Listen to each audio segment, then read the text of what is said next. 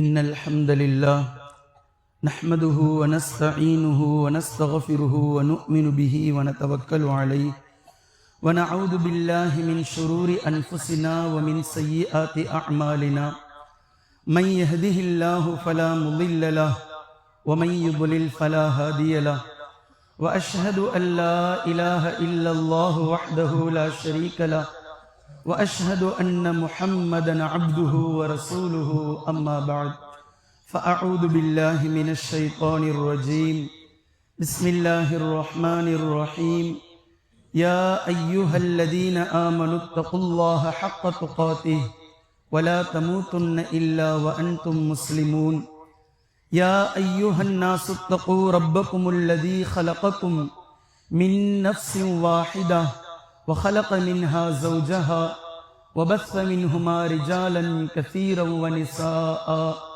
واتقوا الله الذي تساءلون به والأرحام إن الله كان عليكم رقيبا يا أيها الذين آمنوا اتقوا الله وقولوا قولا سديدا يصلح لكم أعمالكم ويغفر لكم ذنوبكم ومن يطع الله ورسوله فقد فاز فوزا عظيما فإن أصدق الحديث كتاب الله وخير الهدي هدي محمد صلى الله عليه وسلم وشر الأمور محدثاتها وكل محدثة بدعة وكل بدعة ضلالة وكل ضلالة في النار அருளன்பு பண்பின் அளவற்ற உந்தன் திருநாமம் போற்றி துவங்குகின்றேன். அல்லாஹ் சாந்தியும் சமாதானமும் நபி ஸல்லல்லாஹு அலைஹி வஸல்லம் அவர்களின் மீதும் அவர்களுடைய குடும்பத்தார்களின் மீதும் அவர்களின் அடிச்சுவற்றை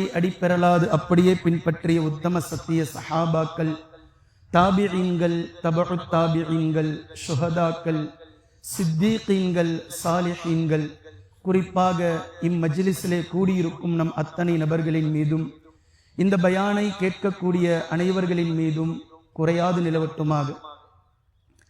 கண்ணியத்திற்குரிய அல்லாஹ்வின் அடியார்களே, அல்லாஹு ஜல்ல ஷானுஹு தஆலா இந்த உலகம் உங்களுக்கு நிரந்தரமானது இல்லை, மறுமைதான் உங்களுடைய நிலையான உலகம், மறுமைதான் உங்களுடைய லட்சியமாக இருக்க வேண்டும், மறுமைதான் உங்களுடைய குறிக்கோளாக இருக்க வேண்டும் என்ற குர்ஆன் ஷரீஃபிலே திரும்ப திரும்ப நமக்கு பாடம் புகட்டி கொண்டே இருக்கின்றான். அந்த அடிப்படையில் இன்றைய தினம் இந்த நேரம் அல்லாஹ்வினால் முஃமின்களுக்கு அன்பளிப்பாக வழங்கப்பட்ட ஷவ்வால் பிறை 1ஆம் தேதி பெருநாளாக அல்லாஹ்வை போற்றி புகழ்ந்து அவன் நம் மீது கடமையாக்கிய தொழுகைகளை அல்லாஹ்வின் தூதர் ஸல்லல்லாஹு அலைஹி வஸல்லம் அவர்கள் கற்றுத்தந்த வழியில் நிறைவேற்றிவிட்டு இன்னும் மீதம் இருக்கக்கூடிய குத்துபாவை செவிமடுப்பதற்காக நாம் எல்லாம் ஒன்று கூடியிருக்கிறோம். அல்லாஹு தாலா இந்த ஜமாத்தை அங்கீகரிப்பானாக. நம்மை அல்லாஹு தாலா ஜன்னத்துல் ஃபிர்தோஸ் என்ற சொர்க்கத்தில் ஒன்று சேர்த்து வைப்பானாக. ஒரு மாத காலம் நம்மால் இயன்ற வரைக்கும் குர்ஆன் ஓதுதலும், நோன்பு நோற்றலும், இரவிலே நின்று வணங்குதலும், நமக்கான பாவ மன்னிப்பை அல்லாஹ்விடத்தில் தேடுவதிலும், நம்மால் இயன்ற அளவு சதகாவிலும் நாம் ஈடுபட்டு வந்தோம். அல்லாஹு தாலா அதில் பலவீனமான முஃமின்கள் நம் புறத்திலிருந்து குற்றம் குறைகள் ஏற்பட்டிருந்தால் பூரணமாக அதை மன்னித்து அல்லாஹு தாலா நம்மை குற்றம் பிடிக்காமல் பூரணமானதாக அல்லாஹ் அதை ஏற்றுக்கொள்வானாக. கண்ணியத்திற்குரிய அல்லாஹ்வின் அடியார்களே, இன்றைய தினம் 3 முக்கியமான செய்திகளை இன்ஷா அல்லாஹ் நீங்கள் தெரிந்தாக வேண்டும். நம்மை சுற்றி உலகம் முழுவதும் நீங்கள் தினம் தினம் ஹாட் நியூஸாக, தினம் தினம் சுட சுட செய்தியாக நீங்கள் பார்க்கக்கூடிய, கேள்விப்பட்டிருக்கக்கூடிய செய்திகளுடைய மிக தெளிவான ஒரு விஷயத்தை 3 அம்சங்களை கொண்டு, குர்ஆன் ஹதீஸை கொண்டு நான் இன்ஷா அல்லாஹ் உங்களுக்கு முன்னால் வைக்க முயற்சி செய்கின்றேன். நபி ஸல்லல்லாஹு அலைஹி வஸல்லம் அவர்கள் கூறிய ஹதீஸ் அபூதாவூதில் பதிவாக்கப்பட்டிருக்கின்றது. இந்த ஹதீஸை முதலில் நான் வைக்கின்றேன். இந்த 3 விஷயத்திற்கு 3 தலைப்புகளை நான் வைத்திருக்கின்றேன். 3 தலைப்புகளாக அவை பிரிந்தாலும் 3 தலைப்புகளும் சேர்ந்து ஒரு விஷயத்தை பற்றி இன்ஷா அல்லாஹ் உங்களுக்கு சொல்லும். இப்போது சொல்லப்படுகின்ற 3 தலைப்புகளில் முதல் தலைப்பு நாம் யார். என நாம யார் என்பதை நாம் புரியாததின் காரணமாகத்தான் நமக்கு ஏற்படக்கூடிய பிரச்சனைகளுக்கு அது ஆணிவேராக அமைகின்றது. நாம் யார்? பின்பு இரண்டாவது தலைப்பு, நம்முடைய எதிரிகள் யார்? நம்மை யார் பந்தாடி கொண்டிருக்கிறார்கள், நம்முடைய எதிரிகள் யார் என்பதை நாம் புரிய வேண்டும். அல்லாஹு தஆலா ஷைத்தானை பற்றி மிக தெளிவாக மீண்டும் மீண்டும் நமக்கு புரிய வைப்பதனுடைய காரணம், எதிரிகள் யார் என்பதை நீங்கள் புரிந்து கொள்ளுங்கள், உங்களை எப்படியெல்லாம் அவன் வழிகெடுப்பான் என்பதை புரிந்து கொள்ளுங்கள் என்பதற்காகத்தான். மூன்றாவது, நாம் யார், நம்முடைய எதிரி யார் என்பதை தெரிந்ததற்கு பின்னால் இப்போது நாம் நம்மையும் நம்முடைய சமூகத்தையும் நம்முடைய குடும்பத்தையும் பாதுகாக்க நாம் என்ன செய்ய வேண்டும், அல்லாஹ் அதற்கு சொல்லும் தீர்வு என்ன, அல்லாஹ் அதற்காக காட்டியிருக்கும் வழி என்ன என்ற இந்த மூன்றைத்தான் இன்ஷா அல்லாஹ் சுருக்கமாக நாம் காணப்போகின்றோம். தெளிவாக சலசலப்பு இல்லாமல் கேட்டுக்கொள்ளுங்கள். அல்லாஹ்வின் தூதர் ஸல்லல்லாஹு அலைஹி வஸல்லம் அவர்கள் கூறிய ஹதீஸ் அபூதாவுதிலே பதிவாக்கப்பட்டிருக்கிறது. நாம் யாராக இருக்கின்றோம் என்பதை நபி அவர்கள் கூறுகிறார்கள். பாருங்கள், சஹாபாக்களுக்கு மத்தியில் நபி ஸல்லல்லாஹு அலைஹி வஸல்லம் அவர்கள் ஒரு நாள் இப்படி கூறினார்கள், யூஷிகல் உமம், இந்த சமுதாயத்தின் மீது ஒரு காலம் இப்படி வரும், இப்படி இந்த சமூகம் ஒரு நாள் ஆகும். யூஷிகல் உமம் எப்படி? அன் ததாஅ அலைக்கும் கமா ததாஅல் ஆகிலதி இலா கிஸ்அதிஹா, உங்களுடைய விரோதிகள், உங்களுடைய பகைவர்கள் உங்களை சூறையாட வேண்டும், உங்களை நசுக்க வேண்டும் என்று உங்களின் மீது போர் தொடுப்பவர்கள், உங்களை நாசம் செய்ய வேண்டும் என்ற ஆயுதங்களால் உங்களை தாக்குபவர்கள், அல்லது உங்களுடைய மார்க்கத்திற்குள் புகுந்து ஃபித்னா செய்பவர்கள், எப்படியும் வைத்துக் கொள்ளுங்கள், உங்களை நாசம் செய்யக்கூடிய இந்த உங்களுடைய எதிரிகள் உங்களின் மீது ஆதிக்கம் செலுத்துவார்கள். எப்படி?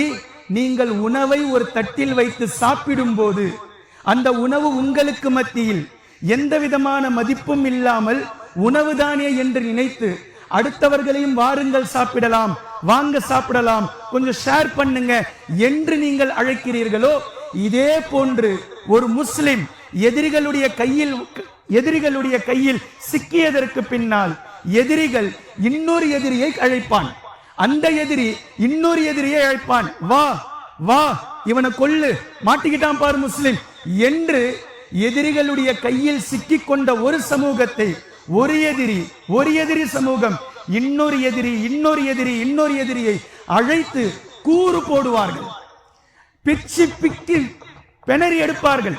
ஒட்டுமொத்த சமூகமும் சேர்ந்து முஸ்லிம்களுடைய சமூகத்தை அக்குவேர் ஆணிவேராக மேய்ந்து தள்ளுவார்கள், இரத்த வெறி கொண்டு இருப்பார்கள்.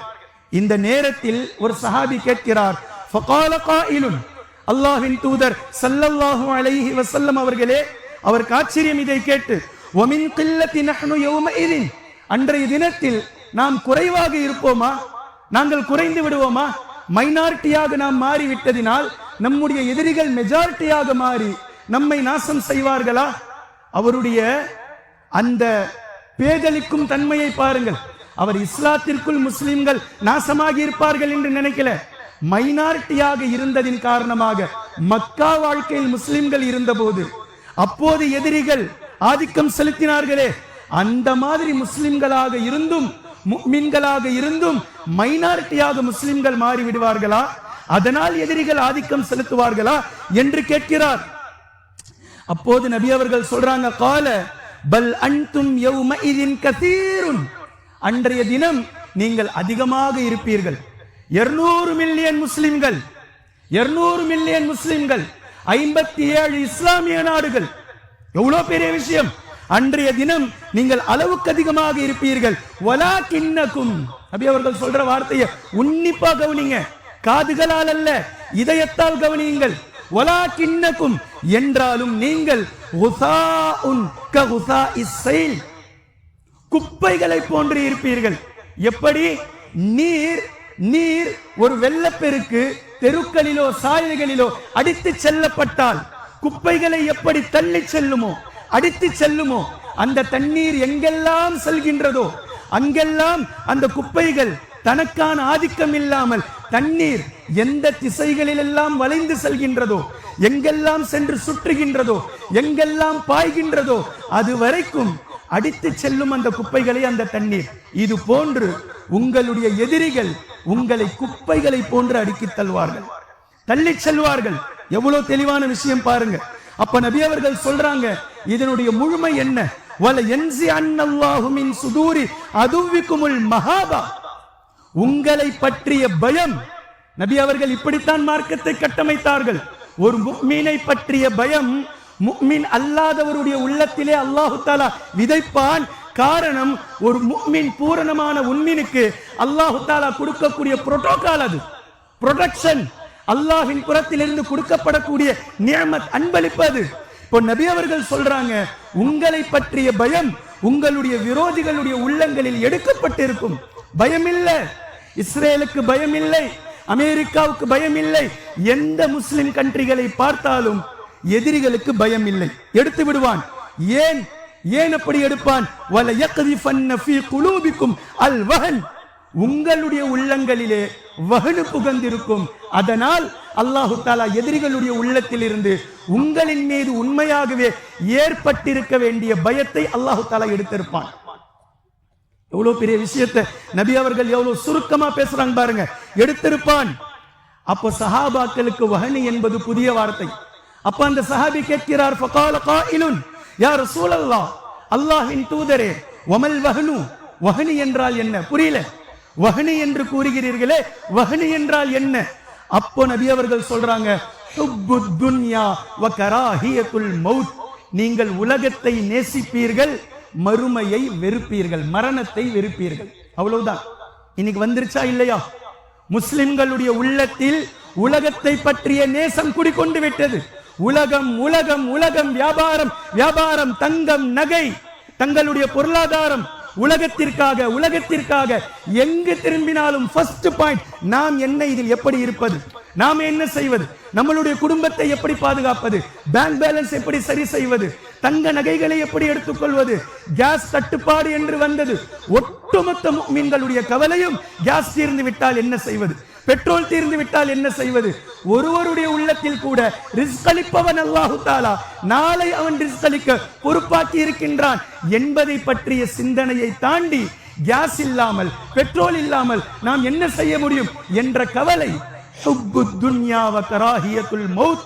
உலகத்தை நேசிப்பார்கள், மௌத்தை வெறுப்பார்கள் என்ற இந்த விஷயம் முஃமின்களுடைய உள்ளத்தில் எப்போது செல்கின்றதோ, எதிரிகளுடைய உள்ளத்தில் முஃமின்களுடைய பயம் இல்லாமல் அல்லாஹு தஆலா மஹாபத்தை நீக்கி விடுவான் என்று கூறினார்கள் அல்லாஹ்வின் தூதர் ஸல்லல்லாஹு அலைஹி வஸல்லம் அவர்கள். இப்போது நாம் யார் என்பதை உங்களுக்கு முன்னால் வைத்து விட்டேன். இல்லா மாஷா அல்லாஹ், லா ஹவ்ல வலா குவத இல்லா பில்லாஹ். அல்லாஹ் நாடிய சில முஃமின்களை தவிர. அல்லாஹ் ஆரம்பமாக ஷைத்தான் கிட்ட சொன்னானே, இல்லா இபாதல்லாஹில் முஹ்லஸீன் என்ற அந்த இஹ்லாஸான அடியார்களை தவிர. இப்போது எதிரிகள் யார் என்பதை நமக்கு அல்லாஹ் தஆலா புரிய வைக்கின்றான். இஸ்ரேலுடைய ஸ்ட்ராட்டஜி என்ன, அமெரிக்காவினுடைய ஸ்ட்ராட்டஜி என்ன, அவர்கள் எப்படி நம்மை கையாளுகிறார்கள், எந்த ரூபத்தில் நம் மீது அவர்கள் படையெடுக்கிறார்கள், இதை கண்டிப்பாக ஒரு முஃமின் புரிந்திருக்க வேண்டும். இது தெரியாததினால்தான் இன்று எங்கு நிற்பது, என்ன செய்வது என்பதே அவனுக்கு புரியாமல் போகின்றது.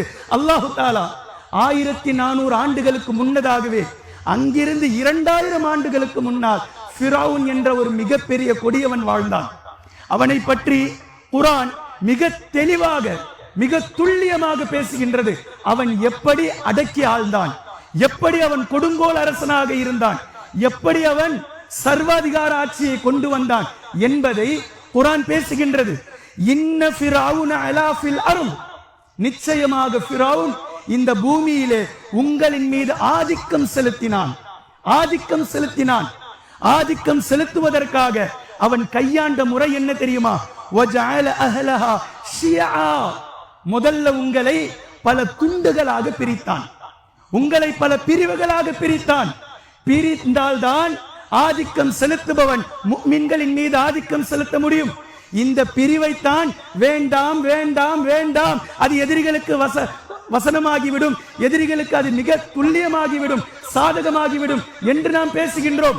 இப்போ ஃபிரௌன் செய்தது என்ன?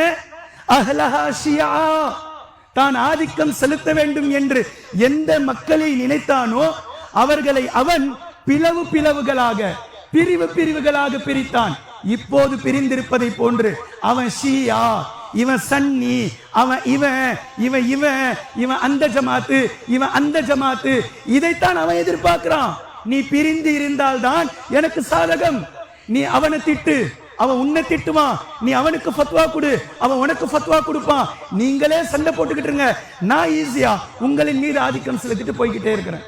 அங்கு ஆப்கானிஸ்தான் பாகிஸ்தான் 2 பேர் மோதிக்கிட்டே இருங்க, இங்க நான் செய்யறதை செஞ்சுக்கிறேன். சூடான் நாட்டுக்குள் உள்நாட்டு கலவரம் நீங்க போட்டுக்கிட்டே இருங்க, நான் இங்க முடிச்சிடுறேன். ஈராக் ஈரான் 2 பேருக்கு 30 வருஷத்துக்கு முன்னாடி வரலாறை மறந்து விட்டோம். ஈராக்கை ஈரானின் மீது ஏவி விட்டது யார்? அமெரிக்கா. பின்பு ஈரான் மீண்டும் ஈராக்கின் மீது.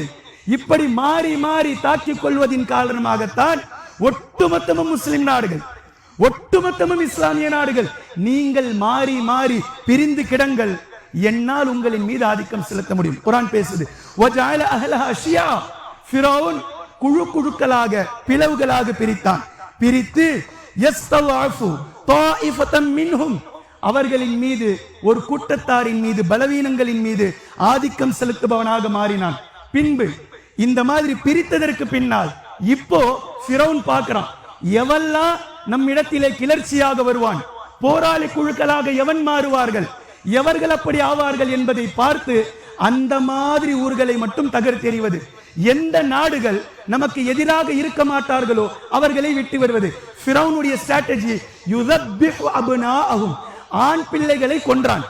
வயஸ்தஹ்யி நிசாஅஹும், அவர்களிலே பெண் பிள்ளைகளை விட்டு விட்டான். ஃபிரௌனுடைய ஸ்ட்ராட்டஜி இதுதான். அமெரிக்காவும் இஸ்ரேலும் இன்று செய்கின்றது. எந்த இஸ்லாமிய நாடுகள் நமக்கு எதிராக நாளை எழுந்து நிற்பார்களோ, நீ செய்வது அநியாயம், நீ செய்வது ஃபசாத் என்ற அமெரிக்காவையும் இஸ்ரேலையும் பார்த்து கை நீட்டுவார்களோ, அது போன்ற நாடுகளை எல்லாம் நாசம் செய்ய வேண்டும். பலஸ்தீன் ஒட்டுமொத்தமாக தன்னுடைய கண்ட்ரோலில் கொண்டு வர வேண்டும். ஏன்? எழுபவர்களில் முதலாம் அவர்களாக அவர்கள் தான் இருப்பார்கள். அமெரிக்காவும் இஸ்ரேலுக்கும் எதிராக இந்த சகோதரர்கள் தான் முதலில் எழுவார்கள்.